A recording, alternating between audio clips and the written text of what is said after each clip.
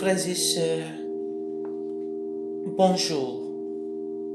Nous sommes au dernier dimanche de l'année liturgique, année A, et nous célébrons la solennité du Christ roi de l'univers.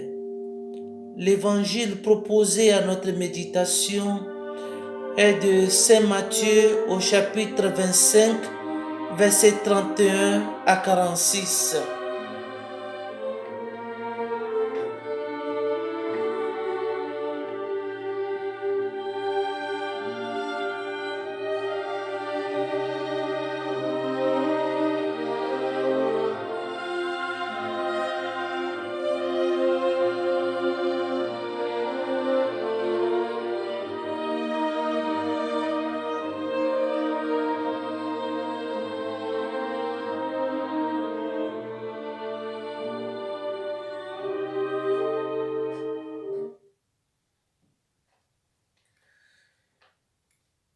Frères et sœurs, chers amis, selon le calendrier propre à notre Église catholique, nous sommes au dernier dimanche de l'année liturgique et ce dimanche célèbre la solennité du Christ roi de l'univers. Pour nous chrétiens, cette fête constitue en quelque sorte le résumé de toute notre foi, puisqu'elle célèbre selon les mots de notre credo le Christ exalté dans la gloire sans fin, Dieu viendra juger les vivants et les morts. Et pourquoi cette solennité? Instituée par le pape Pie XI en 1925, la solennité du Christ roi était en réaction contre les excès du laïcisme moderne qui annonçait l'arrivée de la fin de l'Église et l'inutilité de la religion. Le pape voulait, face à la prétention d'une humanité sans Dieu, rappeler aussi bien aux croyants qu'aux incroyants qu'au-delà de l'homme et de l'arrogance et de son arrogance, il y a un Dieu créateur et sauveur à qui l'humanité un jour devant rendre des comptes. La royauté du Christ n'est pas de ce monde. Les évangiles nous le signifient amplement. Les rois de ce monde sont portés à utiliser la violence pour faire peser leur pouvoir sur leurs administrés. Ils sont plus attirés par le prestige que par l'attention aux plus pauvres. Nous devons oublier tous ces rois quand nous célébrons la solennité du Christ au roi. Comment comprendre alors la royauté du Christ? Chers amis, en 3 points. Premièrement, le règne du Christ est un règne d'un autre ordre. La première observation que nous pouvons faire sur cette fête en partant de la parabole de ce dimanche, c'est que le règne du Christ commence précisément au moment où les autres règnes déclinent et s'effondrent. C'est à la fin des temps, alors que toutes les puissances de ce monde retournent au néant qui les a vus naître, qu'est proclamée la royauté du Christ. Devant lui, tous ceux qui l'ont précédé viendront s'incliner pour rendre des comptes. Le Christ n'est donc pas le concurrent d'une puissance passagère ou d'une autorité quelconque. Il est roi de toute éternité et pour l'éternité. Deuxième considération, le roi s'identifie aux démunis. La deuxième remarque importante que suggère cet évangile du jugement dernier, c'est que le Christ, roi du monde, s'identifie aux plus démunis. C'est en eux qu'il veut que nous retrouvions ces insignes royaux. Il ne veut pas être reconnu dans le faste ou la splendeur triomphante des palais, mais dans l'humilité déroutante des personnes abandonnées. Le plus étonnant dans ce récit, c'est que le jugement ne se fait pas sur la base des péchés par action, mais sur celle des péchés par omission. La place est totalement laissée aux faits. Ce sont eux qui justifient ou condamnent ceux qui ont aidé le Christ ou l'ont méprisé dans les rejetés de la terre. C'est aujourd'hui que chacun de nous construit la destinée, mieux sa destinée en accueillant ou en rejetant le Christ dans ses frères.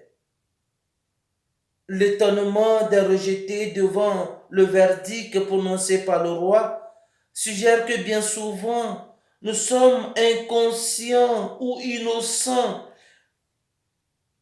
des conséquences de nos actes, mais cela ne constitue pas une excuse.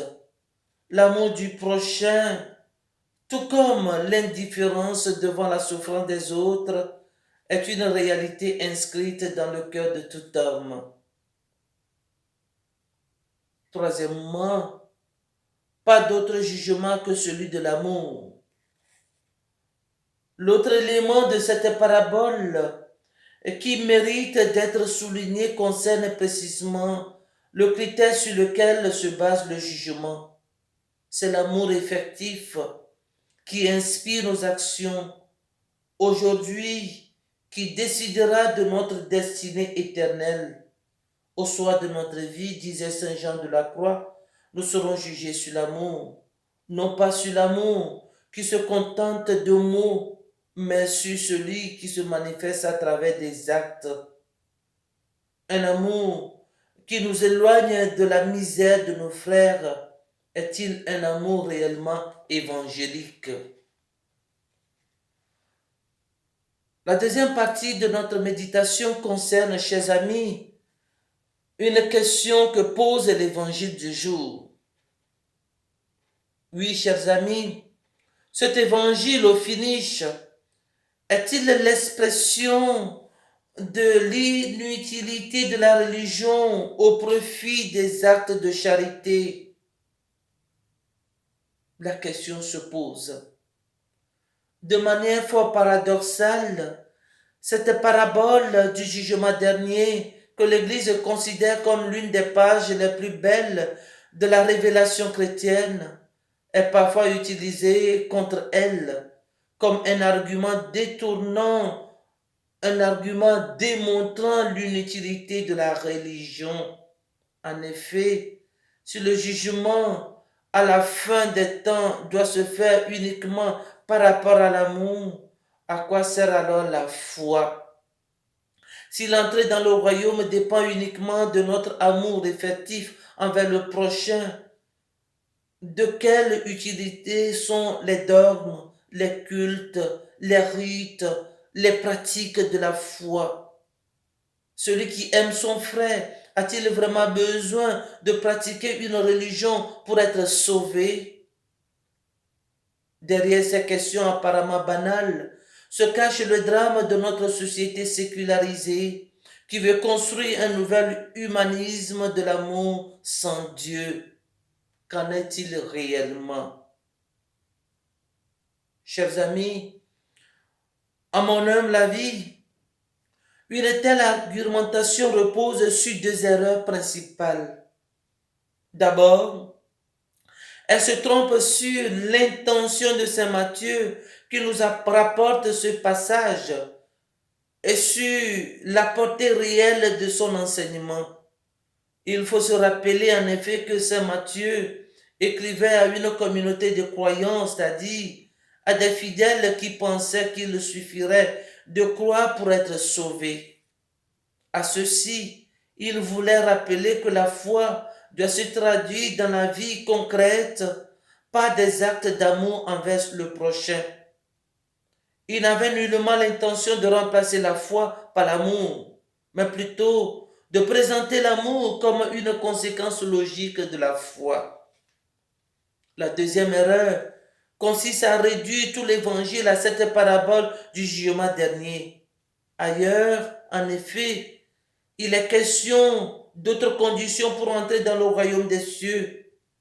Il a suffi par exemple d'un seul repentir pour que le Christ accorde le paradis au bon larron, sans le juger d'après les bonnes œuvres qu'il n'avait d'ailleurs pas accomplies. Dans d'autres passages, il déclare que le salut dépend de la foi.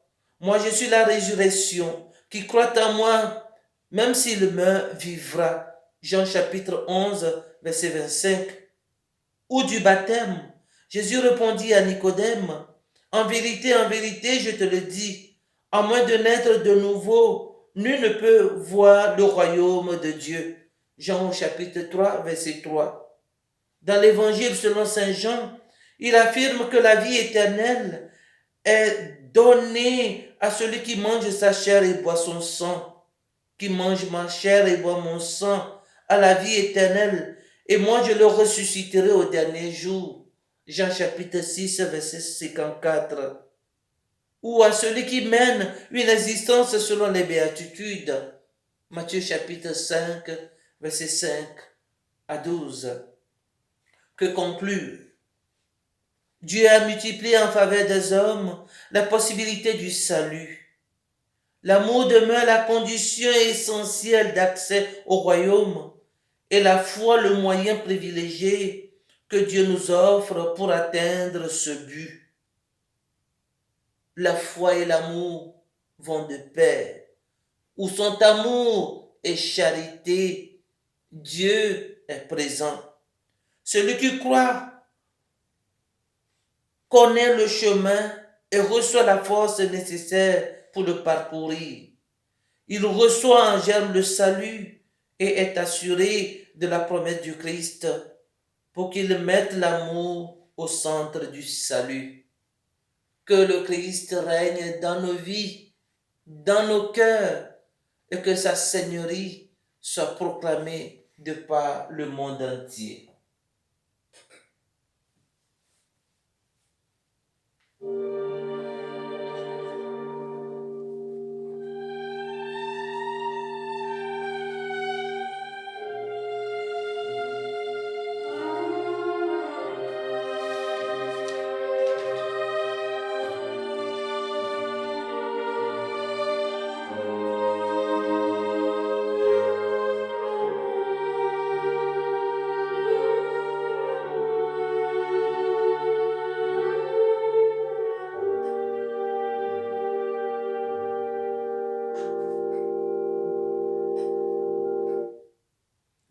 Prions.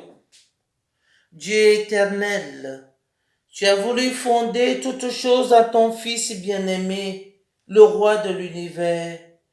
Faire que toute la création libérée de la servitude reconnaisse ta puissance et te glorifie sans fin par Jésus le Christ, notre Seigneur.